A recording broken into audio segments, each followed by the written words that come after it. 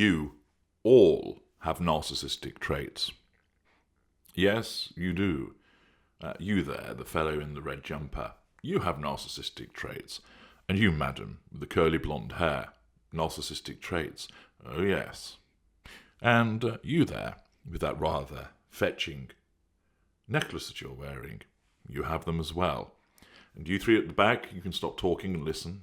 I'm talking now. You all three have narcissistic traits. You're displaying them then by being so rude and not listening to your mighty narrator here. All human beings have narcissistic traits. As you know, I categorize, for the purpose of enabling you to understand the nature of narcissism and the narcissistic dynamic, human beings into four main groups.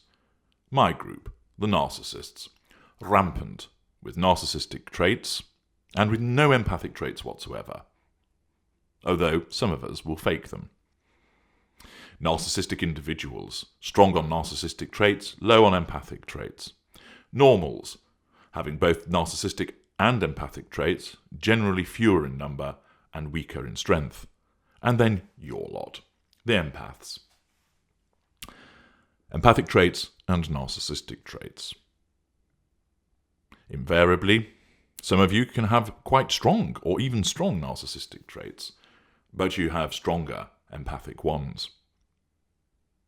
And some people ask me, HG, if we have narcissistic traits, why are we not narcissists?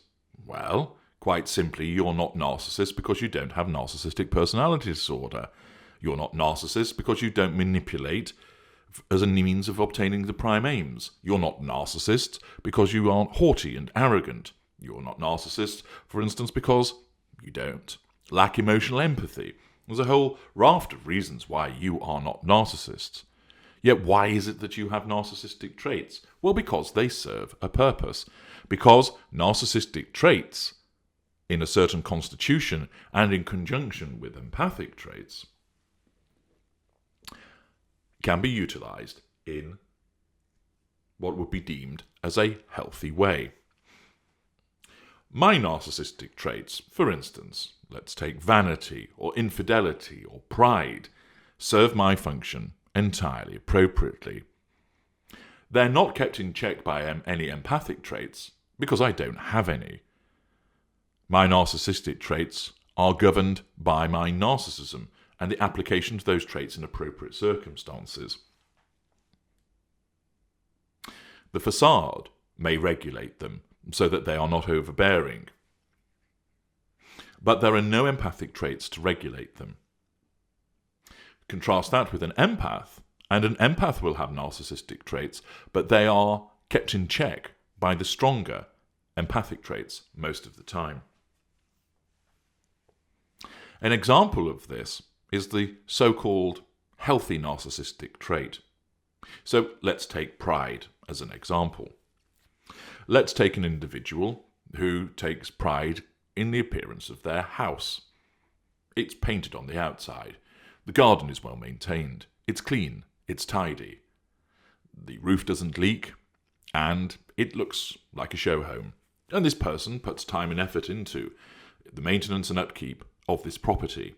They are proud of a home that is attractive and well maintained. However, that individual has empathic traits, for instance, of decency, of caring and compassion, which means that other aspects and obligations in their life are not affected by this maintenance and upkeep of the house. So, for instance, the individual isn't up a ladder painting the windowsills and ignoring the fact that he or she ought to be attending parents' evening for their children. The money that they spend upon the upkeep of this property, they can afford. They're not stealing to ensure that they've got the best landscape garden in the neighbourhood. They are not spending money that doesn't belong to them. They're not utilising the household budget on pot plants when it should be going towards food. They aren't making rash purchases on a grand sit-down lawnmower. Their emotional empathy for their family, for their neighbours, for friends, etc., means that although they are proud of this property, and their pride is a narcissistic trait, it is kept in check by those empathic traits so that it's a healthy narcissistic trait. They are not a narcissist because they don't pass that threshold for all of the appropriate factors that would make a narcissist. They are not applicable to that person, but they still have a narcissistic trait. They may also find that, for instance, some inconsiderate youths ran through the garden, trampling some of the plants. That behaviour angers this individual, another narcissistic trait. But their anger is justified because somebody has done something harmful to their pride and joy, their garden. And therefore their anger motivates them to post something on Facebook, showing the damage and asking for people to notify them if they know who might have done this. Their anger operates in a constructive way, motivating them to try and find who the perpetrators are of the vandalism,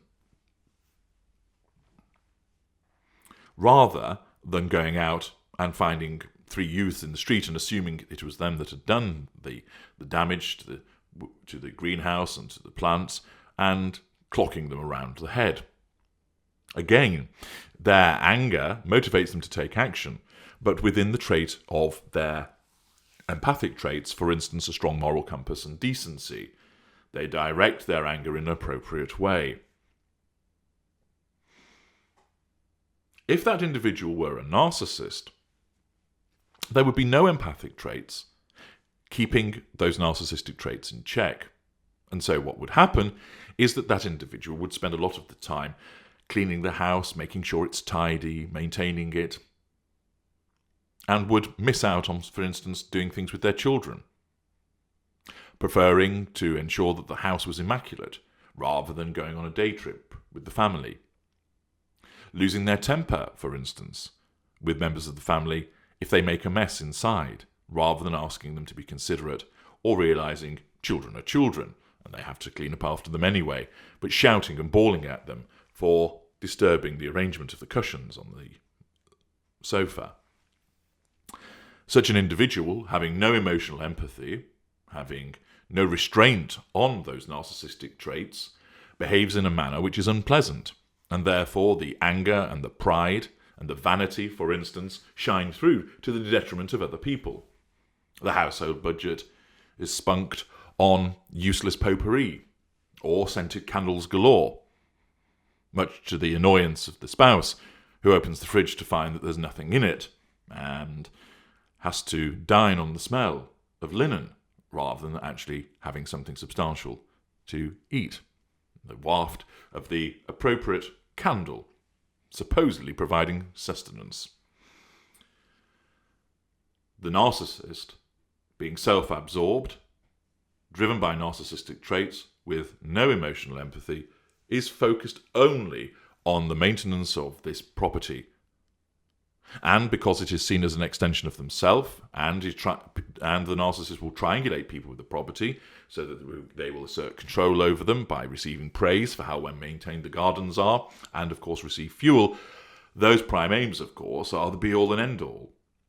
And other people suffer because there is no restraint on the relevant narcissistic traits such as pride, vanity, anger, resentment, showcasing. Whereas, if that individual merely had narcissistic traits alongside their empathic ones, those narcissistic traits would, most of the time, be kept in check, save when there is a limited erosion of emotional empathy. When that happens, the narcissistic traits come to the fore. So all of you have these narcissistic traits, but most of you will have them alongside empathic traits, which are stronger and which keeps them in check. It isn't the case that just because you have narcissistic traits, that means that you are a narcissist. That is completely wrong. If you want to understand more about which traits you have, you may wish to undertake the trait detector, That tells you which empathic traits you have and which narcissistic ones, their relative strengths, and also identifies ones which can be corrupted by elevated emotional thinking to cause you to breach your no-contact regime. But it is important to recognise, and I know many of you do realise that you have narcissistic traits, but it is important for people to realise that those sit alongside the empathic ones and ordinarily are utilised in what would be seen from your perspective as a healthy utilisation of them, and not in the manner by which they would be used by our kind. I'm H.G. Tudor. Thank you for listening.